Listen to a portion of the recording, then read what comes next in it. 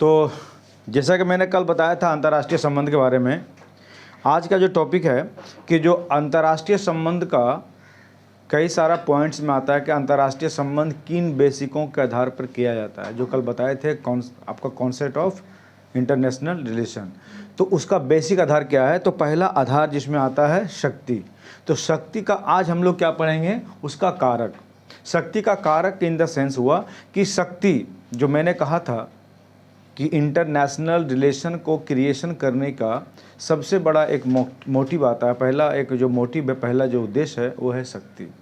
लेकिन शक्ति का कारक क्या है? शक्ति का कारक का मतलब वह शक्ति किन बातों के द्वारा शक्ति का इम्पोर्टेंट होता है, या शक्ति किन आधारों पर कहते हैं ये शक्तिशाली है। कोई भी राष्ट्र, भारत की बात करें, अमेरिका की बात करें, अगर किसी राष्ट्र को आप बोलते हैं ये राष्ट्र बहुत शक्तिशाली है, तो आप कैसे कह सकते हैं शक्तिशाली है? उसका कुछ पॉइंट्स होना चाहिए, उसका कुछ आधार होना चाहिए कि अगर किसी भी कंट्री को आप अगर एक शक्तिशाली राष्ट्र के रूप में बोलना चाहते हैं या बताना चाहते हैं, तो पहले ये देखना होगा कि उसका कारक क्या है, किन आधारों पर उसको शक्तिशाली कहेंगे।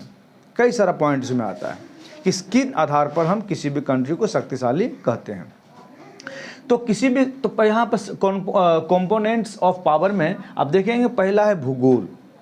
भूगोल का मतलब ये हुआ कि किसी भी भूमि का वो टुकड़ा जहाँ पर वो देश रहता हो। भूमि का भूगोल का मतलब वो पूरा पृथ्वी, भूगोल मैंने जो धरातल गोल है तो भूगोल में आ गया। लेकिन ये जब अलग अलग राष्ट्र की बात करते हैं, अलग अलग देश की बात करते हैं, तो वह देश शक्तिशाली कहलाएगा जिसका भौगोलिक स्थिति कैसी उस पर निर्भर करता है। तो पहला पॉइंट आता है भूगोल, यानी पहला कारक जो है अंतर्राष्ट्रीय संबंध का, वो शक्ति का पहला पॉइंट आता है भूगोल, जिसमें से उसका अब भूगोल को भी कई कैटेगरी में बांटा गया है। साधारणतः केवल भूगोल बोलने से नहीं होगा, भूगोल को भी अच्छी तरह से बच्चों के सामने क्लियर करना पड़ेगा, समझाना पड़ेगा कि भूगोल का मतलब है क्या, या भूगोल के अंदर और कौन सारी बातें आती हैं जो आगे चल के पूरी तरह से साफ समझ में आता है। पहला है भूमि का आकार। भूगोल का पहला तात्पर्य आता है कि कोई भी देश कितना डेवलप होगा, कितना आगे बढ़ेगा, कितना शक्तिशाली होगा, ये डिपेंड करता है उसके आकार के ऊपर। किसी भी देश का, भारत हो, अमेरिका हो, चाइना हो, जापान, किसी भी देश का, जितने विश्व में देश है, अगर वो शक्तिशाली बनना है तो पहले उसको भौगोलिक यानी भूगोल पर निर्भर करता है। अब भूगोल में से पहला पॉइंट आता है भूमि का आकार। सेकंड में आता है भौगोलिक स्थिति। भौगोलिक स्थिति मतलब वहाँ का जो एरिया किस टाइप का है, उसका बनावट किस प्रकार का है, भौगोलिक स्थिति उसकी कैसी है, कहाँ अधिक वर्षा हो रही है, कहाँ अधिक गर्मी पड़ रही है, कहाँ पर अधिक पर्वत है, कहाँ पर अधिक ज़मीन है, कहाँ उपजाऊ ज़मीन है, कहाँ पर कौन सा फसल का उत्पादन होता है, ये भौगोलिक उसकी स्थिति पर निर्भर करती है। तीसरा पॉइंट आता है जलवायु। जलवायु भी एक इम्पोर्टेंट है, क्योंकि जलवायु के आधार पर किसी भी देश में वर्षा होती है, किसी भी देश में गर्मी पड़ती है, किसी भी देश में ठंड पड़ती है, ये उसके जलवायु पर डिपेंड करता है, उसके क्लाइमेट पर डिपेंड करता है। जैसे भारत का जो जलवायु है ये गर्मीला माना जाता है, ठीक है। आप इंग्लैंड का जलवायु कैसा है, ठंडा प्रदेश माना जाता है। तो जलवायु पर ही उसका भौगोलिक क्रियाक्रम डिपेंड करता है, जलवायु के निर्भर पर। तो जलवायु का मतलब किसी भी देश के मौसम से रिलेटेड है, वहाँ के बरसात से मौसम, वहाँ से गर्मी का मतलब, वहाँ से धूप से मतलब से निर्भर करता है आपका जलवायु का। अब है भूमि का गठन। ये भूमि का आकार और भूमि का गठन, ये दोनों लगभग एक जैसा माना जाता है।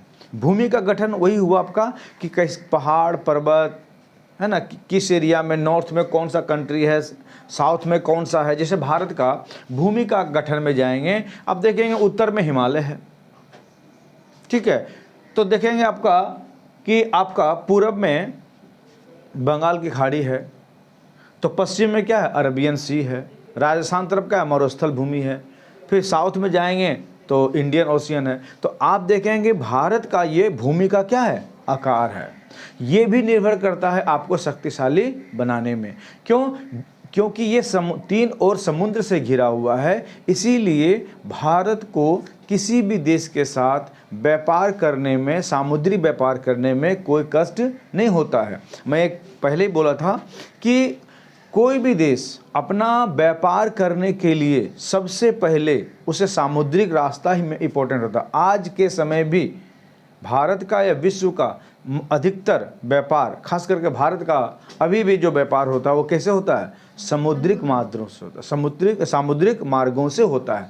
क्यों? क्योंकि आपको करोड़ों टन, लाखों टन अनाज इंडिया से बाहर भेजना है या बाहरी वस्तुएं इंडिया में लाना है, तो वो प्लेन के माध्यम से संभव नहीं है। प्लेन के माध्यम से आप कुछ सामान ही मंगा सकते हैं और भारी भरकम सामान आप नहीं मंगा सकते हैं। इसके लिए आपको क्या करना पड़ेगा? इसके लिए आपको सामुद्रिक मार्ग ही चुनना पड़ेगा, सामुद्रिक मार्ग से ही। इसीलिए आप देखेंगे, चूँकि हम लोग कोलकाता में रहते हैं, तो यहाँ पर देखें मटिया ब्रिज देखेंगे या हल्दिया कभी जाएंगे तो वहाँ पर आप देखेंगे बड़े बड़े जहाज़, जहाँ पर लाखों करोड़ों टन का अनाज, चावल, गेहूँ को लादा जाता है, दूसरे देशों को भेजा जाता है। तो ये इसके लिए डिपेंड करता है भूमि का गठन। अब आते हैं जनसंख्या, यानी कि अब ये सेकंड में आता है जनसंख्या।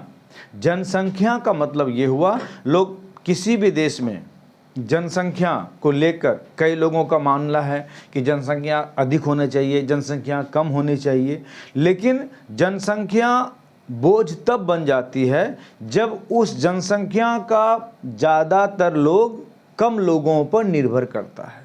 जैसे किसी घर में अगर 5 लोग हैं और 5 लोग में एक व्यक्ति कमा रहे हैं, 4 आदमी खा रहे हैं या 4 आदमी उस पर निर्भर है, तो ये जनसंख्या बोझ बन जाती है। परंतु यही जनसंख्या अगर 5 में से 5 व्यक्ति काम कर रहा है, 5 में से 4 व्यक्ति काम कर रहा है, तो वहाँ पर जनसंख्या बोझ नहीं बनती है, वहाँ पर जनसंख्या वरदान बनती है। क्यों वरदान बनती है? क्योंकि घर में जितने लोग एक्टिव होंगे उतना इनकम होगा।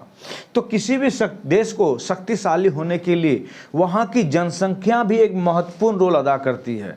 अगर उस देश की जनसंख्या उसके ज़रूरतों से ज़्यादा है तो उस देश के लिए जनसंख्या क्या बन जाती है? बोझ बन जाती है। और अगर जनसंख्या संतुलन में है तो जनसंख्या उसके लिए क्या होता है? वरदान और फायदेमंद होती है। यही कारण है कि भारत सरकार जनसंख्या पर नियंत्रण करने का प्रयास कर रहा है कि किसी भी देश को आगे बढ़ाने में जनसंख्या का बहुत महत्वपूर्ण योगदान होता है। तो जनसंख्या ऐसे लोगों की हो जो किसी भी देश को आगे बढ़ाने में अधिक से अधिक सहायता करे। और जनसंख्या है परंतु वो जनसंख्या क्या है? क्रियावान नहीं है, वो कार्यशील नहीं है, वो एक्टिव नहीं है, तो वही जनसंख्या उस देश के लिए बोझ बन जाता है। और जनसंख्या अगर काम करने वाला हो